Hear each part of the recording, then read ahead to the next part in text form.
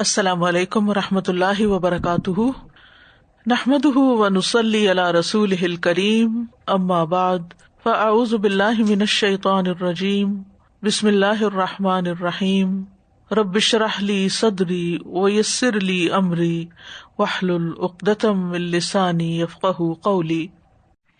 فَهَلْ يَنظُرُونَ إِلَّا السَّاعَةَ أَن تَأْتِيَهُم بَغْتَةً فَقَدْ جَاءَ أَشْرَاطُهَا فَأَنَّىٰ لَهُمْ إِذَا جَاءَتْهُمْ ذِكْرَاهُمْ۔ تو کیا یہ لوگ بس قیامت ہی کے منتظر ہیں کہ وہ اچانک ان پر آ جائے؟ اس کی علامتیں تو ظاہر ہو چکی ہیں، جب وہ خود ہی آ جائے گی تو ان کے لیے نصیحت حاصل کرنے کا موقع کہاں باقی رہے گا۔ تو آئیں ہم آج نصیحت حاصل کر لیں۔ قرآن مجید میں اللہ سبحانہ وتعالیٰ فرماتے ہیں سورۃ غافر کی آیت نمبر 59 میں، إِنَّ السَّاعَةَ لَآتِيَةٌ لَا رَيْبَ فِيهَا وَلَكِنَّ أَكْثَرَ النَّاسِ لَا يُؤْمِنُونَ۔ فرمایا بے شک قیامت ضرور آنے والی ہے، اس میں کوئی شک نہیں، اور لیکن اکثر لوگ مانتے نہیں۔ یعنی قیامت کے آنے کی خبر سچی ہے، اس کے بارے میں تمام انبیاء اور رسول اپنی اپنی امتوں کو خبر دے چکے ہیں۔ تمام کتب الہیہ جو ہیں، یعنی آسمانی کتابیں جو نازل ہوئی لوگوں کے لیے، ان میں بھی قیامت کے آنے کی خبر دی گئی ہے۔ تو یہ دو گواہیاں بہت بڑی گواہیاں ہیں رسولوں کی اور کتابوں کی، کیونکہ یہاں پر سچائی انتہا کو پہنچی ہوئی ہے۔ رسول بھی سب سے زیادہ سچے لوگ ہوتے ہیں، اور اللہ کی طرف سے آئی ہوئی کتاب یا کلام بھی اصدق الحدیث ہوتا ہے، سب سے سچی بات ہوتی ہے۔ اس لیے ہمیں قیامت کے آنے پر پورا یقین رکھنا چاہیے، اور یقین کے ساتھ یہ زندگی بسر کرنی چاہیے، اور اس بات پر یقین کہ ہم سب دوبارہ زندہ کیے جائیں گے، اور پھر زندہ کر کے ہمیں ہمارے اس دنیا میں کیے گئے اعمال کا بدلہ دیا جائے گا۔ جو لوگ قیامت کے دن پر ایمان نہیں رکھتے، اللہ سبحانہ وتعالیٰ انہیں قیامت کے دن بھلا دیں گے، یعنی ان کو سزا دیں گے، ان کو معاف نہیں کریں گے۔ صحیح مسلم کی روایت ہے، رسول اللہ صلی اللہ علیہ وسلم نے فرمایا، اللہ بندوں سے ملاقات کرے گا اور فرمائے گا، اے فلاں، کیا میں نے تجھے عزت نہیں دی اور تجھے سردار نہیں بنایا؟ اور کیا میں نے تجھے تیری بیوی عطا نہیں کی تھی؟ اور تیرے لیے گھوڑے اور اونٹ مسخر نہیں کیے تھے، یعنی دنیا کی نعمتیں عطا نہیں کی تھی؟ کیا میں نے تجھے تیری قوم کا سربراہ اور سردار نہیں بنایا تھا، اور تو ان سے چوتھائی حصہ لیتا تھا؟ وہ عرض کرے گا جی ہاں۔ پھر اللہ تعالیٰ فرمائے گا، کیا تو یقین رکھتا تھا کہ تو مجھ سے ملاقات کرے گا؟ تو وہ عرض کرے گا نہیں، یعنی مجھے دنیا میں اتنا کچھ ملا کہ مجھے آخرت بھولی ہوئی تھی اور یقین بھی نہیں تھا۔ تو اللہ سبحانہ تعالیٰ فرمائے گا کہ میں تجھے بھلا دیتا ہوں جس طرح تو نے مجھے بھلا دیا۔ تو اللہ تعالیٰ سے دعا ہے کہ ہمیں قیامت کی گھڑی پر نہ صرف یہ کہ ایمان لانے کی توفیق دے، بلکہ اس کے ساتھ ساتھ اسے روزمرہ کی زندگی کے کاموں کے دوران یاد رکھنے کی بھی توفیق دے، اور جتنی بھی نشانیاں ہم دیکھیں اپنے آس پاس، ان سے قیامت کی یاد کو تازہ کرتے رہیں تاکہ ہمارے اعمال میں بہتری پیدا ہو۔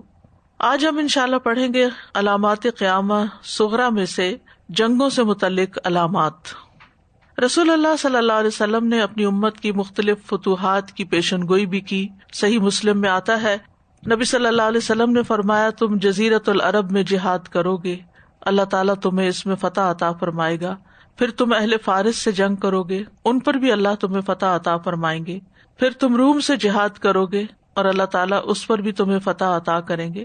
پھر تم دجال سے جنگ کرو گے، یعنی قیامت کے آنے سے پہلے دجال سے بھی جنگ کرو گے، اس پر بھی اللہ تمہیں فتح عطا کریں گے۔ تو نافع نے کہا، اے جابر، پھر جب تک روم کی فتح نہ ہوگی ہم دجال کو نہ دیکھیں گے، یعنی اس کا مطلب ہے دجال ابھی بعد میں آنے والا ہے اور ابھی تو روم فتح نہیں ہوا۔ پھر قسطنطنیہ کی فتح، انس بن مالک کہتے ہیں کہ قسطنطنیہ قیامت کے قریب فتح ہوگا۔ قسطنطنیہ جو تھا قدیم دور میں رومی اور بیزنٹائن دونوں سلطنتوں کا دارالخلافہ رہا ہے۔ ان کے بعد 5 صدیوں تک خلافت عثمانیہ کا دارالخلافہ بھی بنا رہا ہے۔ یہ 1453 عیسوی سے شروع ہوا تھا، اور موجودہ زمانے میں یہ استنبول کے نام سے ترکی کا دارالخلافہ ہے۔ قسطنطنیہ ایک بار محمد بن سلطان الفاتح جو سلطنت عثمانیہ کے مشہور بادشاہوں میں سے ان کے ہاتھ پر فتح ہوا تھا. انہوں نے اپنے والد سلطان مراد کی نصیحت پر عمل کرتے ہوئے قسطنطنیہ کو فتح کیا تھا.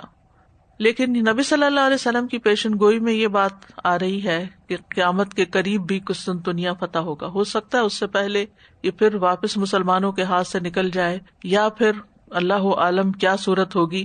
بہرحال قسطنطنیہ کی فتح کے بارے میں جو صحیح احادیث وارد ہوئی ہیں وہ خاص فتح کے بارے میں خبر دیتی ہیں جو آخری زمانے میں واقع ہوگی، اور اس کے فوراً بعد مسیح الدجال کا ظہور ہو جائے گا. اور یہ بھی غیبی امور میں سے ہے جو آئندہ زمانے میں ہونے والی ہے، اس لیے اس کی حقیقت کے بارے میں کوئی یقینی بات کہنا ہمارے لیے ممکن نہیں کہ اس سے مراد کیا ہے. جتنے بھی اس طرح کے واقعات ہیں جو آئندہ کی خبریں دیتے ہیں، جب تک وہ ہو نہیں جاتے ہم ان کے بارے میں کوئی یقینی بات نہیں کہہ سکتے. بہرحال معاملہ ہم اللہ کے سپرد کرتے ہیں، اور یہ یاد رکھنا چاہیے کہ نبی صلی اللہ علیہ وسلم نے جن باتوں کے بارے میں ہمیں خبر دی ہے، قیامت کے آنے سے پہلے جو نشانیاں بتائی ہیں اور جو صحیح آثار سے ثابت ہیں، ان پر ہمارا ایمان ہونا چاہیے کہ ایسا ہوگا. پھر اسی طرح اسلام کے پھیلاؤ کے بارے میں اور فتوحات کے بارے میں ایک اور روایت میں آتا ہے، عدی بن حاتم کہتے ہیں میں رسول اللہ صلی اللہ علیہ وسلم کے پاس آیا تو آپ نے مجھ سے فرمایا، اے عدی اسلام قبول کر لو، سلامتی پا جاؤ گے. 3 مرتبہ آپ نے یہ جملہ دہرایا. میں نے عرض کیا میں تو ایک دین پر قائم ہوں، یعنی نصرانیت پر. آپ نے فرمایا میں تم سے زیادہ تمہارے دین کو جانتا ہوں. میں نے عرض کیا کہ آپ مجھ سے زیادہ میرے دین کو جانتے ہیں. آپ نے فرمایا ہاں. کیا تم رکوسیہ میں سے نہیں ہو جو اپنی قوم کا 1/4 مال غنیمت کھا جاتے ہیں؟ میں نے کہا کیوں نہیں. رکوسیہ ایک فرقہ ہے جس کا دین اور مذہب عیسائیت اور سابیت کے بیچ میں ہے، یعنی یہ پوری طرح عیسائی بھی نہیں لیکن عیسائیت سے باہر بھی نہیں. آپ نے فرمایا حالانکہ یہ تمہارے دین میں حلال نہیں، یعنی 1/4 حصہ لے جانا. تو آپ اپنی اس بات سے آگے نہ بڑھے کہ میں اس کے آگے جھک گیا، یعنی یہ بات تو ایک پیغمبر ہی کو پتا ہو سکتی ہے. پھر آپ نے فرمایا میں جانتا ہوں کہ تمہیں اسلام قبول کرنے میں کون سی چیز مانے ہے. تم یہ سمجھتے ہو کہ اس دین کے پیروکار کمزور اور ایسے لوگ ہیں جن میں کوئی طاقت نہیں، جنہیں عرب نے دھتکار دیا ہے. یہ بتاؤ تم ہیرا شہر کو جانتے ہو؟ میں نے عرض کیا دیکھا تو نہیں، البتہ سنا ضرور ہے. آپ نے فرمایا اس ذات کی قسم جس کے ہاتھ میں میری جان ہے، اللہ اس دین کو مکمل کر کے رہے گا، یہاں تک کہ ایک عورت اونٹ پر سوار ہو کر ہیرا سے نکلے گی اور کسی محافظ کے بغیر بیت اللہ کا طواف کرنے آئے گی، اور ان قریب کسرا بن ہرمز کے خزانے فتح ہوں گے. میں نے تعجب سے پوچھا کسرا بن ہرمز کے؟ آپ نے فرمایا ہاں کسرا بن ہرمز کے، اور ان قریب اتنا مال خرچ کیا جائے گا کہ اسے قبول کرنے والا کوئی نہ رہے گا. عدی بن حاتم فرماتے ہیں کہ واقعی اب ایک عورت ہیرا سے نکلتی ہے اور کسی محافظ کے بغیر بیت اللہ کا طواف کر کے جاتی ہے. ان کی زندگی میں یہ پیشن گوئی سچ ثابت ہو گئی. اور کسرا بن ہرمز کے خزانوں کو فتح کرنے والوں میں تو میں خود بھی شامل تھا.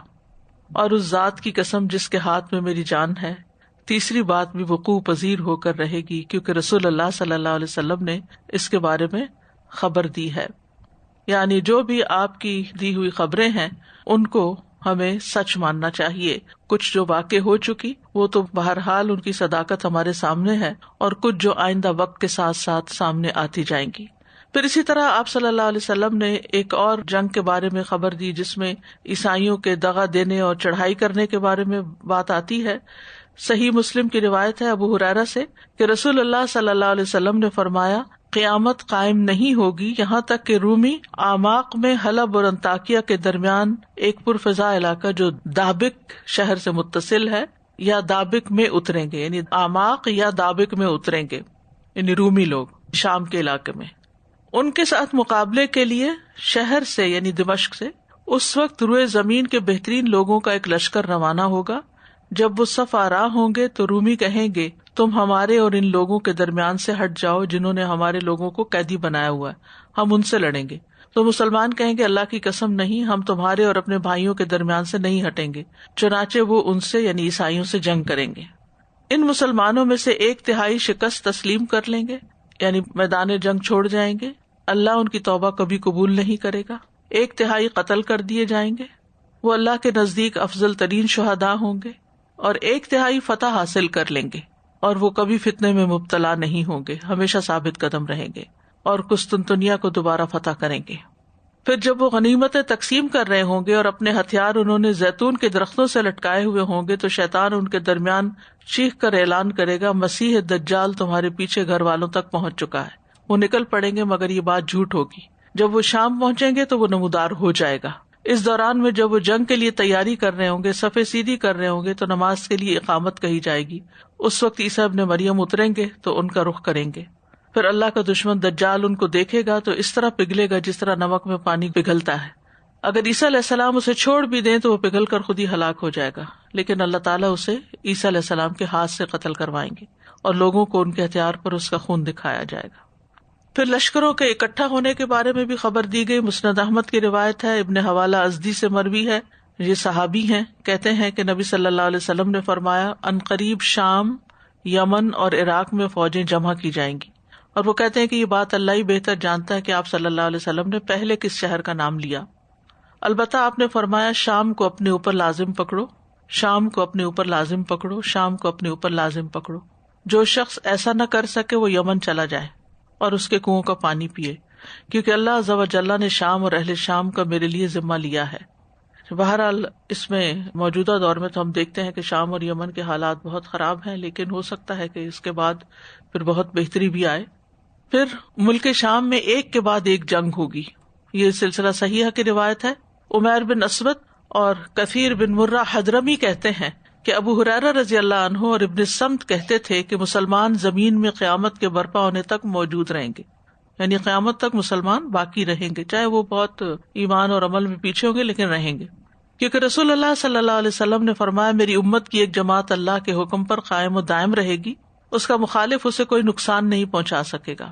وہ اپنے دشمنوں سے جہاد کرتی رہے گی، جب ایک لڑائی ختم ہوگی تو دوسری جنگ چھڑ جائے گی. اللہ کچھ لوگوں کے دلوں کو ٹیڑھا کر دے گا تاکہ ان سے مال غنیمت کے ذریعے اس جماعت کو رزق دیتا رہے، حتیٰ کہ قیامت آ جائے گی. گویا کہ وہ اندھیری رات کے ٹکڑے ہوں گے، یعنی فتنے جو ہوں گے، اس وجہ سے وہ گھبرا جائیں گے، حتیٰ کہ وہ چھوٹی چھوٹی زرہیں پہنیں گے.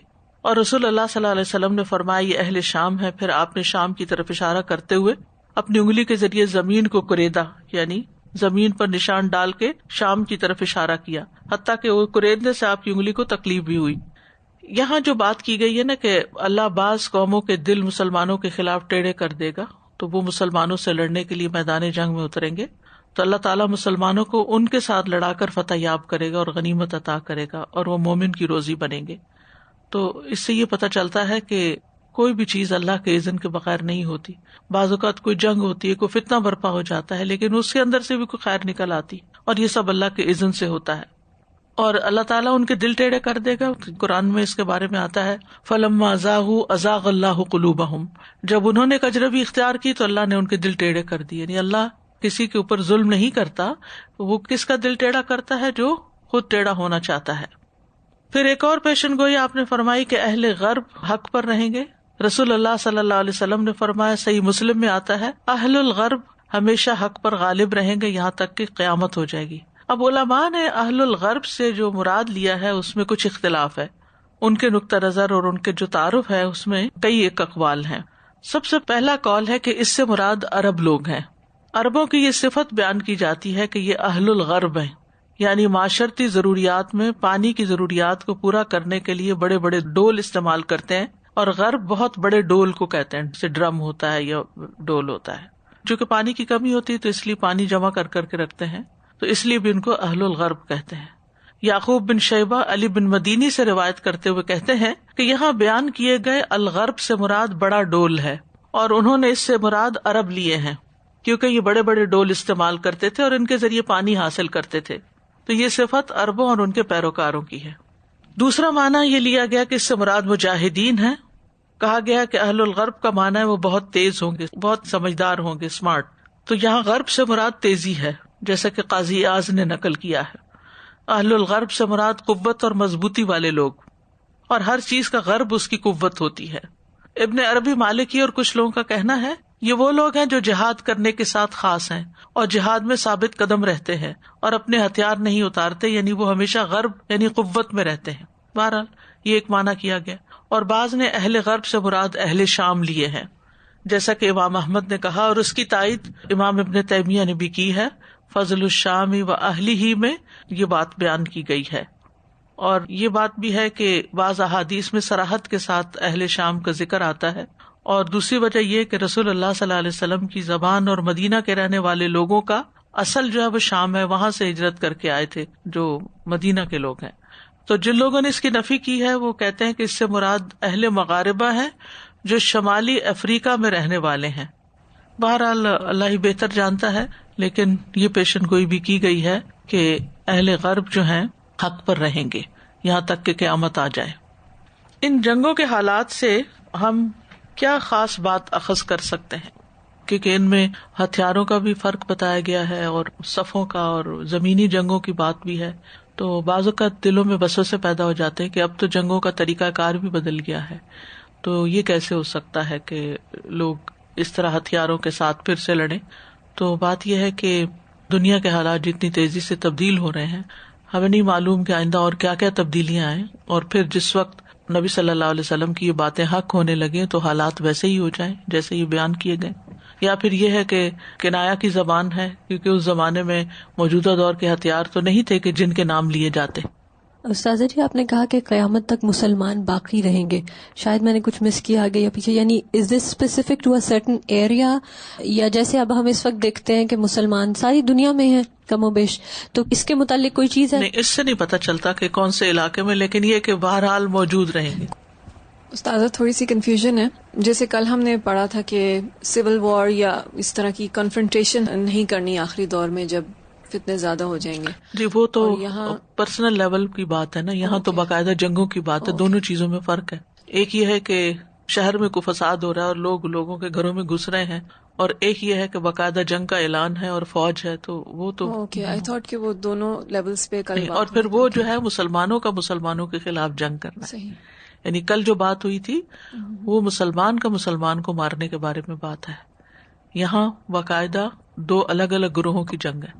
اور یہ جو کہا گیا کہ شام کو اپنے اوپر لازم پکڑو، اس سے ہم کیسے ریلیٹ کریں؟ یعنی کہ وہاں پر ایسے اہل ایمان ہوں گے جب یہ حالات ہوں گے کہ لوگ ان سے جا ملیں.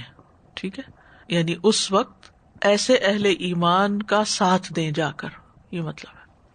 اور اگر وہاں نہ جا سکے تو اہل یمن کے ساتھ. چونکہ یہ چیزیں ابھی ان حالات میں تو ہمیں سمجھ نہیں آ رہی، لیکن آئندہ پھر جس طرح کی تبدیلیاں ہوں گی اور یہ سچویشن جب پیش آئے تو اس وقت کے لیے رہنمائی ہے. نمبر 15، کچھ متفرق علامات قیامت. قیامت سے پہلے کچھ ایسے حالات پیش آئیں گے کہ جن کی وجہ سے انسان عمل نہیں کر سکے گا، یعنی عمل مشکل ہو جائے گا. صحیح مسلم کی روایت ہے، ابو ہریرہ رضی اللہ عنہ کہتے ہیں کہ نبی صلی اللہ علیہ وسلم نے فرمایا، 6 باتوں سے پہلے عمل کرنے میں جلدی کرو: دجال، دھوئیں، دابۃ الارض، زمین کا جانور، سورج کا مغرب سے طلوع ہونا، یا ایسے فتنے کے پیش آنے سے پہلے جو تمام لوگوں کو اپنی لپیٹ میں لے لے گا، یا تم میں سے کسی کو کوئی خاص حالات پیش آ جائیں گے، کوئی بیمار ہو جائے گا، یا کوئی اور گھریلو زندگی میں کوئی ایسی تبدیلی آ جائے گی کہ پھر مشکل ہو جائے گا عمل. مطلب ساری علامات کا جو خلاصہ ہے نا وہ اسی بات میں ہے کہ انسان آج کے اس وقت کو، ناؤ کو اویل کر لے اور جو نیکی کے کام کر سکتا ہے ان کو کرے، غفلت اور سستی میں اپنے وقت کو ضائع نہ کرے، اپرچونٹیز کو ہاتھ سے نہ جانے دے. جب ہمارے سامنے کوئی کام ہوتا ہے تو اس وقت ہم کبھی تھکاوٹ کی شکایت کرتے ہیں، کبھی کسی کی کمپلینٹ کرتے ہیں، کبھی کسی کی، لیکن جب کام کا موقع ہاتھ سے چلا جاتا ہے تو پھر ہاتھ ملتے ہیں. آپ آج دیکھیں کہ کووڈ کی وجہ سے جس طرح ادارے بند ہیں اور ہم جیسے لوگوں کو سروس فراہم کیا کرتے تھے، لوگوں کی ضروریات پوری کیا کرتے تھے، مختلف طریقے سے لوگوں کے کام آتے تھے، حتیٰ کہ کوئی بیمار ہوتا تھا اس کی عیادت کر رہے ہیں، اس کی خدمت کر رہے ہیں. کیسے حالات تبدیل ہوئے ہیں کہ بیمار ہونے والوں کو بالکل تنہا چھوڑ دیا گیا ہے کہ آپ ان کی عیادت بھی جا کے نہیں کر سکتے، ان کی کوئی خدمت بھی نہیں کر سکتے، جنازہ نہیں پڑھ سکتے. جو پیچھے رہ گئے ہیں، جو تکلیف اٹھا رہے ہیں اس لاس کی وجہ سے، ان کے پاس بیٹھ کر ان کو تسلی نہیں دے سکتے. یعنی کتنے نیکی کے موقع چلے گئے ہیں جو ہمارے پاس ہوا کرتے تھے. اور خوش قسمت ہیں وہ لوگ جو عام حالات میں تکلیف اٹھا کر نیکی کے کام کرتے چلے جاتے ہیں، حتیٰ کہ جب موقع چلا جاتا ہے تو ان کا وہ عمل لکھا جاتا ہے. آج کل ہمارے پاس چونکہ وقت زیادہ ہے تو ہمیں اپنی نمازوں کی بہت فکر کرنی چاہیے، سنتیں اور نفل وغیرہ ان کی طرف توجہ کرنی چاہیے.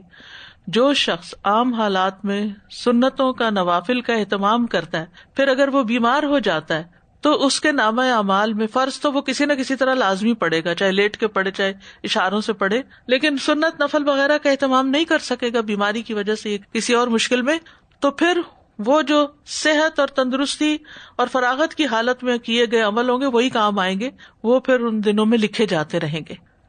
تو انسان ہر موقع کی مناسبت سے اپنے لیے کوئی نہ کوئی خیر کا کام ڈھونڈ لے.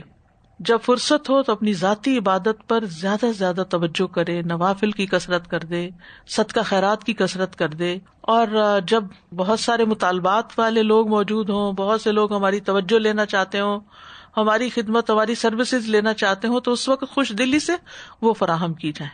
تو بادروا بالاعمال ستا، ان 6 وجوہات سے پہلے اچھے عمل کر لو، کیونکہ یہ ہونے والا ہے زمین پر. پھر اسی طرح ایک نشانی یہ بھی بتائی گئی کہ آخری وقت میں قول ظاہر ہو جائے گا اور عمل مخفی ہو جائے گا، یعنی لوگ باتیں بہت کریں گے لیکن عمل کم کریں گے. خواہشات کی وجہ سے عمل جو ہے وہ دب جائے گا. ابن مسعود کہتے ہیں تم ایک ایسے زمانے میں ہو جس میں علماء زیادہ ہیں، خطیب کم ہیں، اسپیکرز کم ہیں، اسکالرز زیادہ ہیں، مانگنے والے کم ہیں، دینے والے زیادہ ہیں. اس زمانے میں عمل خواہش کو دبا دے گا، یعنی کہ ڈیزائرز کو پیچھے کر کے انسان اپنے وقت اور اپنے مال سے نیکی کے کام کرے گا. تمہارے بعد ان قریب ایک زمانہ آئے گا، علماء کم ہو جائیں گے، تقریریں کرنے والے بہت ہوں گے، اسپیکرز کی بھرمار ہوگی، مانگنے والے بہت زیادہ ہوں گے، دینے والے کم ہو جائیں گے. خواہشات عمل کو دبا دیں گی. آج آپ دیکھیں ہمارے پاس اگر پیسہ آ جائے تو ہم اس کو کہاں خرچ کرتے ہیں؟ ہمیں سے ہر ایک اپنے بارے میں سوچے کہ وہ خیر کے کاموں میں خرچ کرنے کا سوچتے رہتے ہیں، تدبیریں بناتے ہیں، یا اپنی ذاتی خواہشات کہ اس برانڈ کا بیگ لے لیا جائے، اس برانڈ کے جوتے خرید لیے جائیں، اس برانڈ کے کپڑے پہن لیے جائیں، گھر میں فلاں نئی چیز لے آئی جائے. یعنی عموماً جب مال زیادہ آتا ہے تو پھر ہماری سوچ میں کیا آتا ہے کہ اب ہم نے اس کو کہاں خرچ کرنا ہے.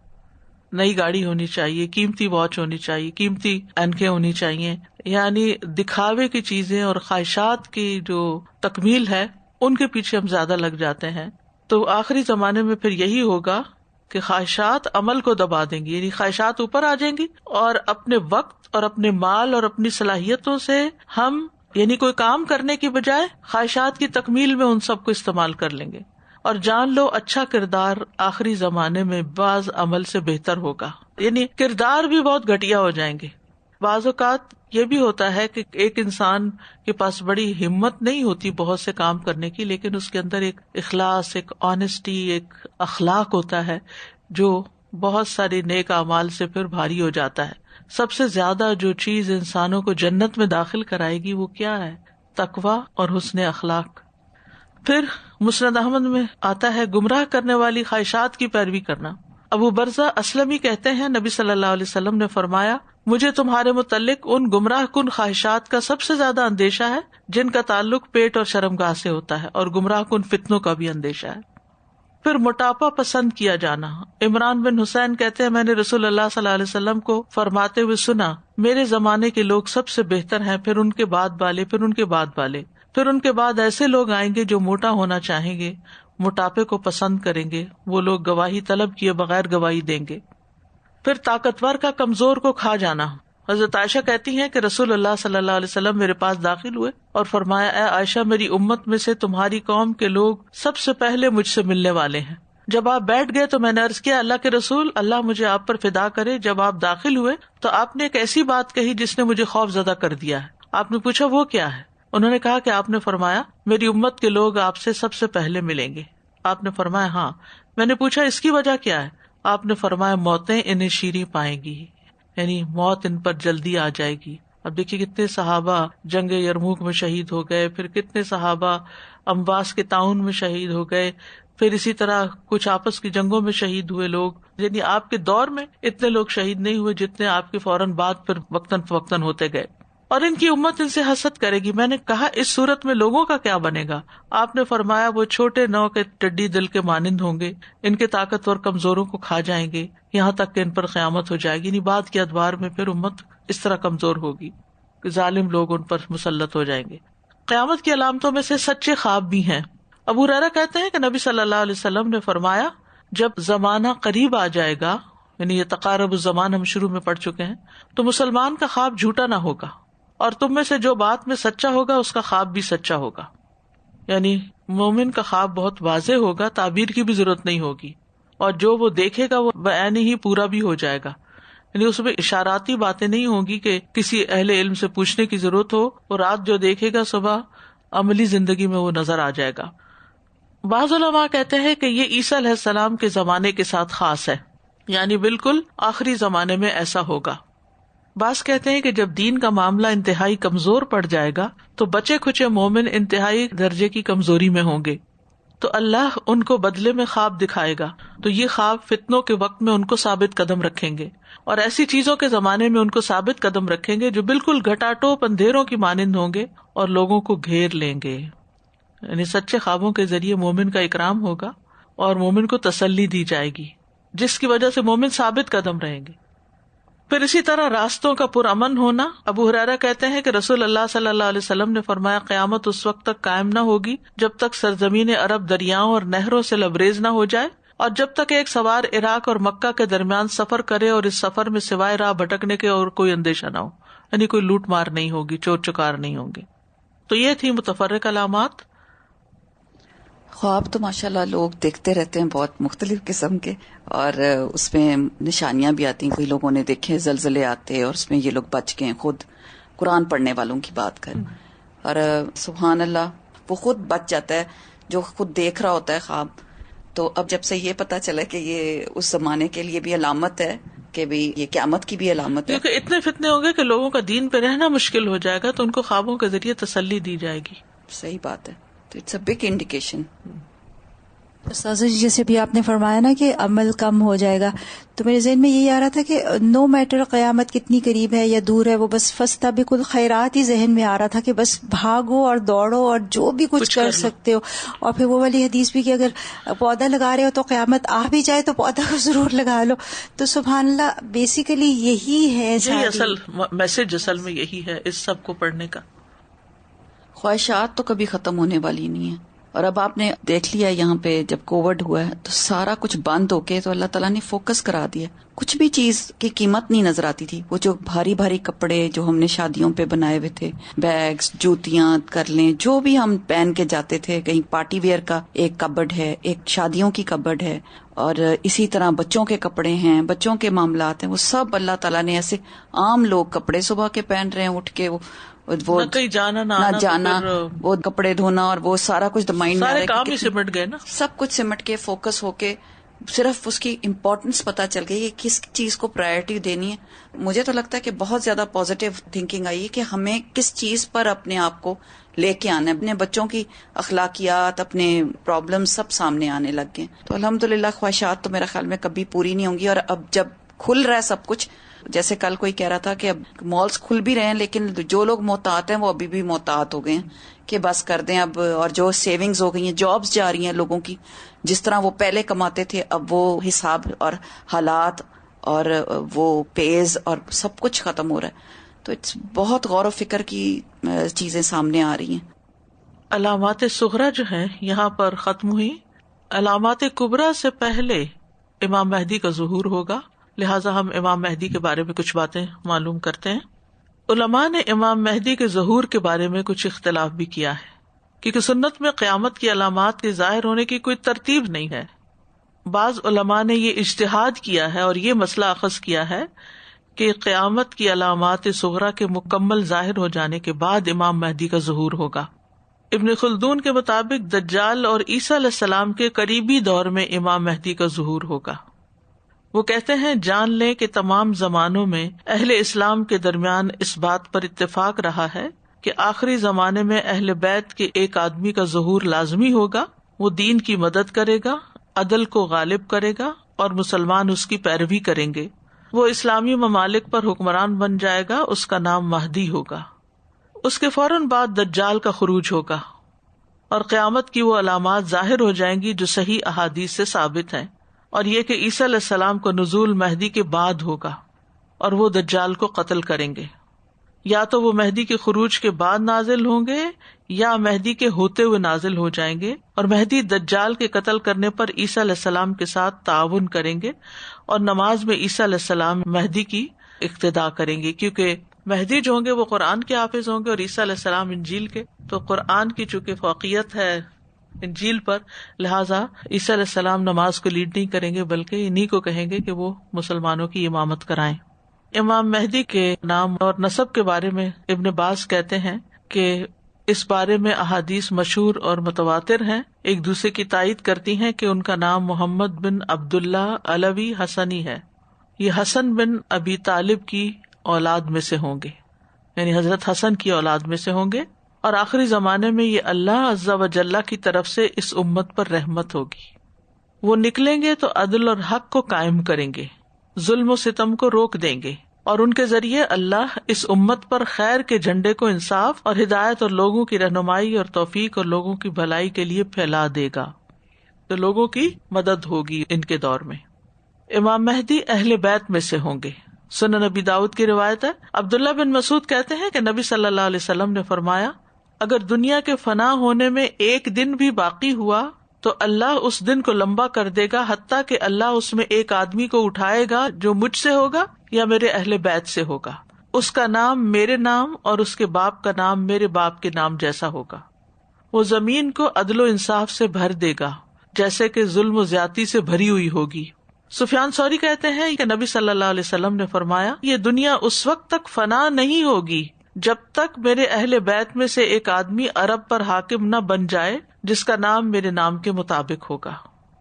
امام مہدی فاطمہ رضی اللہ عنہ کی نسل سے ہوں گے. سنن نبی داؤد کی روایت ہے، ام سلمہ کہتی ہیں، میں نے رسول اللہ صلی اللہ علیہ وسلم کو فرماتے ہوئے سنا، مہدی میری اطرت یعنی فاطمہ کی اولاد میں سے ہوگا رضی اللہ عنہا. مہدی کا لفظ ہے یہ ہدیہ سے اسم مفعول ہے، اور الہدا سے مراد بھلائی اور رہنمائی کرنا ہے، جیسا کہ صحا اور لسان العرب میں ہے، اور الہدا الضلال کے اپوزٹ ہے، اور اس سے مراد بھلائی ہے یعنی الہدا سے مراد.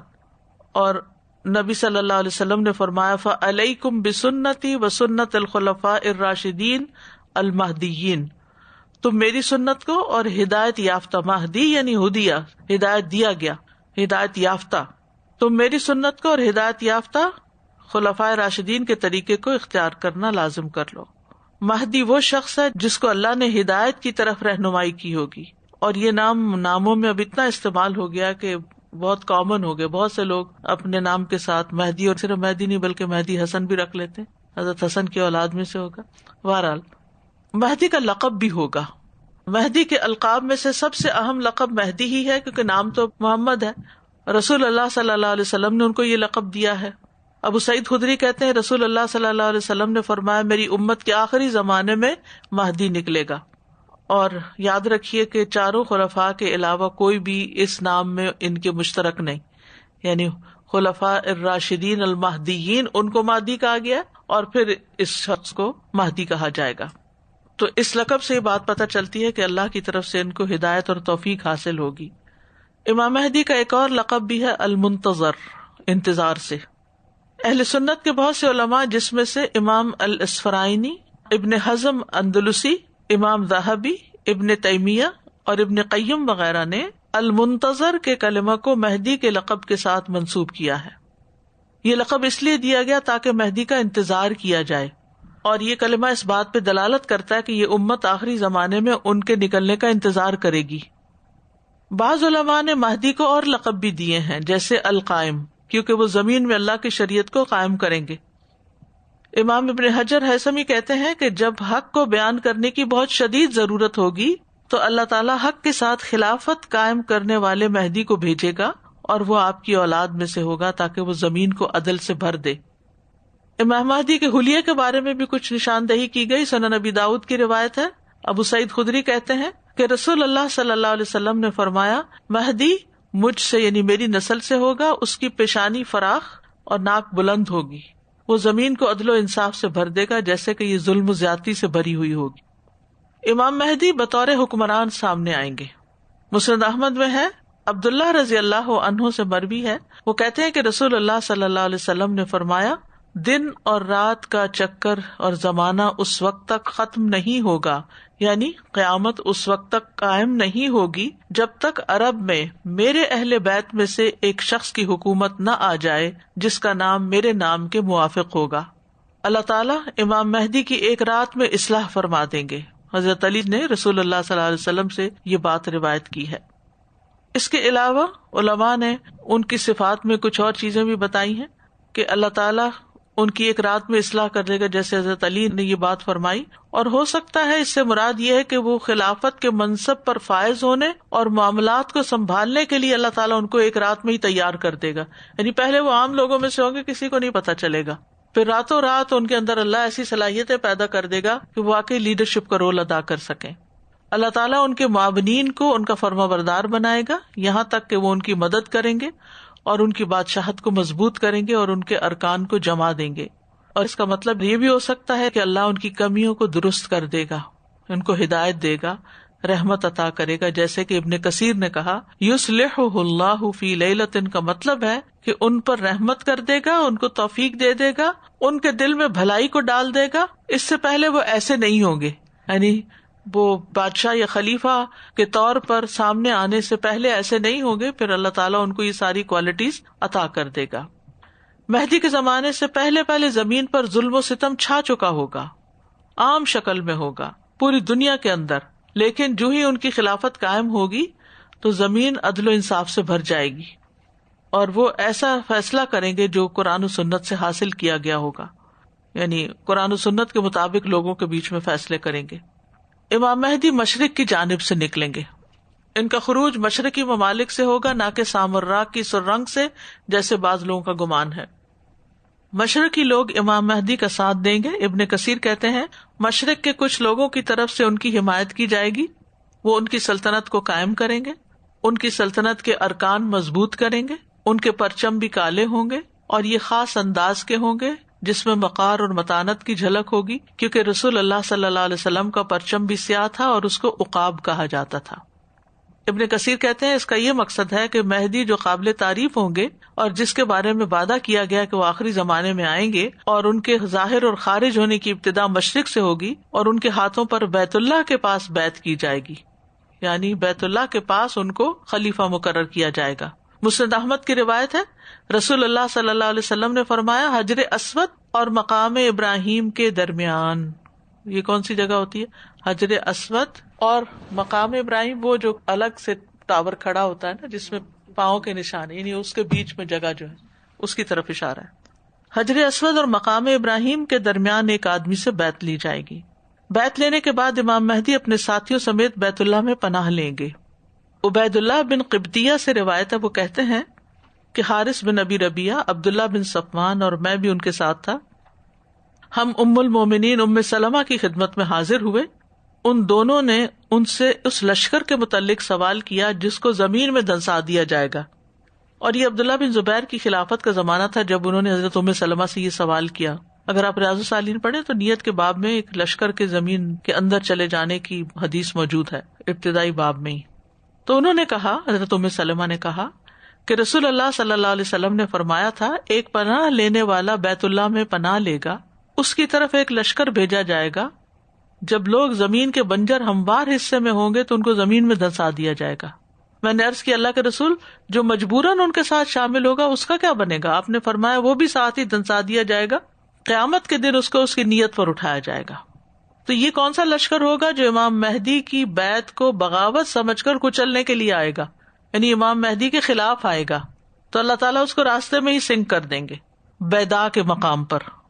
مسند احمد کی روایت ہے، ام المومنین عائشہ رضی اللہ تعالیٰ عنہا سے مروی ہے، وہ کہتی ہیں کہ ایک مرتبہ رسول اللہ صلی اللہ علیہ وسلم سو رہے تھے، آپ اپنی نیند میں ہی ہنسنے لگے۔ جب آپ بیدار ہوئے تو میں نے پوچھا یا رسول اللہ آپ کس بات پر ہنس رہے تھے صلی اللہ علیہ وسلم؟ آپ نے فرمایا میری امت کے کچھ لوگ اس بیت اللہ پر حملے کا ارادہ کریں گے، یعنی وہ لشکر جو آ رہا ہے نا، ایک قریشی آدمی کی وجہ سے جو حرم میں پناہ گزین ہوگا۔ کس کی طرف اشارہ؟ مہدی کی طرف۔ جب وہ لشکر مقام بیدا تک پہنچے گا تو سب کے سب زمین میں ہی دنسا دیے جائیں گے، اور ان سب کے اٹھنے کی جگہ مختلف ہوگی کیونکہ اللہ انہیں ان کی نیت کے مطابق اٹھائے گا۔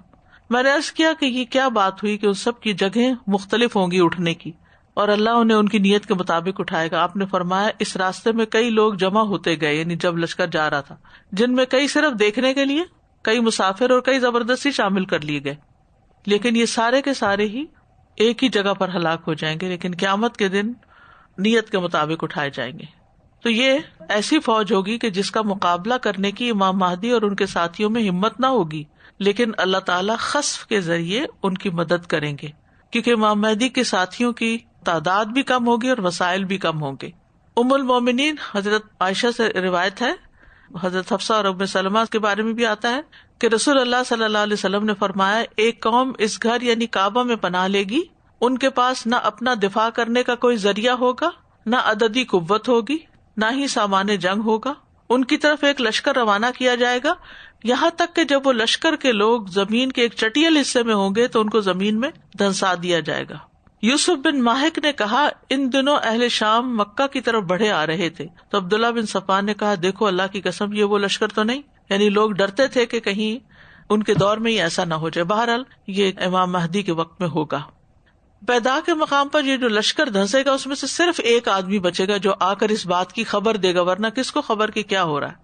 حضرت حفصہ رضی اللہ عنہ روایت کرتی ہیں کہ نبی صلی اللہ علیہ وسلم نے فرمایا ایک لشکر اللہ کے اس گھر کے خلاف جنگ کرنے کے لیے اس کا رخ کرے گا. اور یہ بات انہوں نے خود نبی صلی اللہ علیہ وسلم سے سنی. کیا؟ ایک لشکر اس کے گھر کے خلاف جنگ کرنے کے لیے اس کا رخ کرے گا، یہاں تک کہ جو وہ زمین کے چٹیل حصے میں ہوں گے تو ان کے درمیان والے حصے کو زمین میں دھنسا دیا جائے گا. ان کے آگے والے سب سے پیچھے والوں کو آوازیں دیں گے کہ تم بچو، پھر ان کو بھی زمین میں دھنسا دیا جائے گا. اس میں سے بچے گا کوئی نہیں سوائے ایک شخص کے. ان میں سے ایک علیحدہ رہ جانے والے شخص کے سوا جو ان کے بارے میں خبر دے گا، اور کوئی بھی زندہ باقی نہیں بچے گا. تو بہرحال نبی صلی اللہ علیہ وسلم نے اس تفصیل کے ساتھ اس واقعے کی خبر دی ہے. پھر یہ بھی یاد رکھیے کہ امام مہدی کے ذریعے دین کی تجدید ہوگی، یعنی مجدد ہوں گے. اہل سنہ والجماعت کا عقیدہ صحیح احادیث کے مطابق یہ ہے کہ مہدی ایک نیک اور بھلائی پر چلنے والے حکمران ہوں گے. اللہ ان کو اس دین کی تجدید کے لیے مبعوث کرے گا اور اللہ ان کے ہاتھوں اس دین کو سربلندی سے نوازے گا. امام مہدی بہت فیاض ہوں گے اور دور دور تک برکتیں ہوں گی. سنن ابن ماجہ کی روایت ہے، ابو سعید خدری رضی اللہ عنہ بیان کرتے ہیں کہ نبی صلی اللہ علیہ وسلم نے فرمایا میری امت میں ایک مہدی ہوں گے، اگر وہ دنیا میں کم رہے تو بھی 7 برس تک رہیں گے، ورنہ 9 برس تک. اس دور میں میری امت پر ایسی خوشحالی آ جائے گی کہ اس سے پہلے کبھی نہ آئی ہوگی. زمین اس وقت خوب پھل دے گی، ان سے بچا کر کچھ نہ رکھے گی، اور اس وقت مال کے ڈھیر لگے ہوئے ہوں گے. ایک مرد کھڑا ہو کر عرض کرے گا اے مہدی مجھے بھی کچھ دیجیے. وہ کہیں گے جتنا جی چاہے لے لو. اتنا وافر ہوگا، یعنی اتنی برکتیں ہوں گی ہر طرف. ان کی مدت جو ہے 7 یا 8 سال تک بتائی جاتی ہے کہ وہ حکومت کریں گے.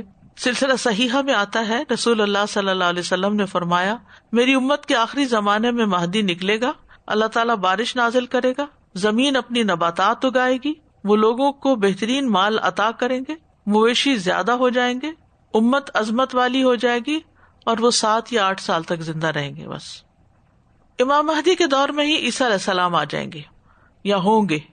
جابر کہتے ہیں کہ رسول اللہ صلی اللہ علیہ وسلم نے فرمایا جب عیسیٰ ابن مریم اتریں گے تو مسلمانوں کے امیر مہدی انہیں کہیں گے آئیں اور ہمیں نماز پڑھائیں.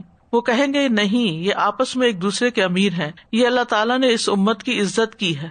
کتنا بڑا آنر ہے. امام مہدی کے پیچھے عیسیٰ علیہ السلام نماز پڑھیں گے. سلسلہ صحیحہ کی روایت ہے، ابو سعید خدری بیان کرتے ہیں کہ رسول اللہ صلی اللہ علیہ وسلم نے فرمایا جس کے پیچھے عیسیٰ علیہ السلام نماز پڑھیں گے وہ ہم میں سے یعنی اہل بیت میں سے ہوگا، اور اشارہ ہے مہدی کی طرف. تو یہاں پر ہماری علامات صغریٰ ختم ہوئی اور مہدی کا بیان بھی ختم ہوا. انشاءاللہ تعالی نیکسٹ ویک سے ہم علامات کبریٰ جو بڑی بڑی نشانیاں ہیں قیامت کے آنے کی جو بہت نوٹسبل ہیں ان کا ذکر پڑھیں گے.